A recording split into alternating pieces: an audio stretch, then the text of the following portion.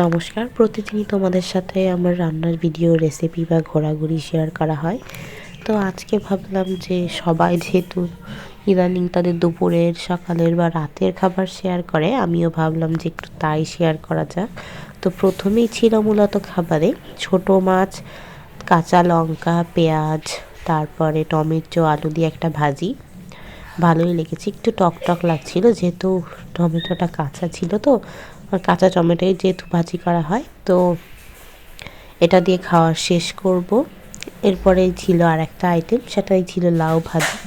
লাউটা ভাজি করা হয়েছিল মূলত পাঙ্গাস মাছের মাথা দিয়ে। জানি না কে কে পাঙ্গাস মাছ খেতে পছন্দ করো, আমাদের পার্সোনালি খেতে অনেকই ভালো লাগে পাঙ্গাস মাছ। তো এবার পাঙ্গাস মাছ দিয়ে চলো খাওয়া যাক।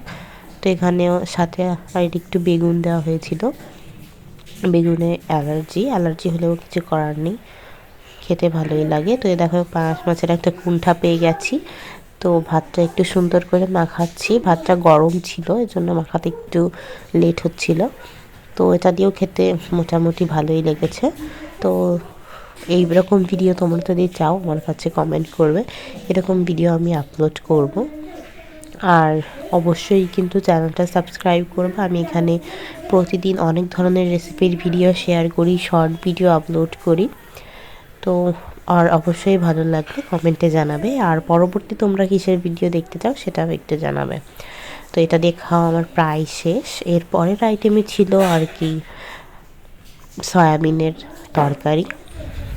তো সয়াবিনের তরকারি কে কে খেতে পছন্দ করো অবশ্যই জানাবে। আর এটাই ছিল মূলত আজকের আমার খাবার। তো দেখতে থাকো, আর কে কোথা থেকে দেখছো, কে আজকে দুপুরের খাবারে কে কী খাচ্ছ অবশ্যই জানাবে। দেখা হবে আর একটি নতুন ভিডিওতে। ততদিন সবাই ভালো থেকো।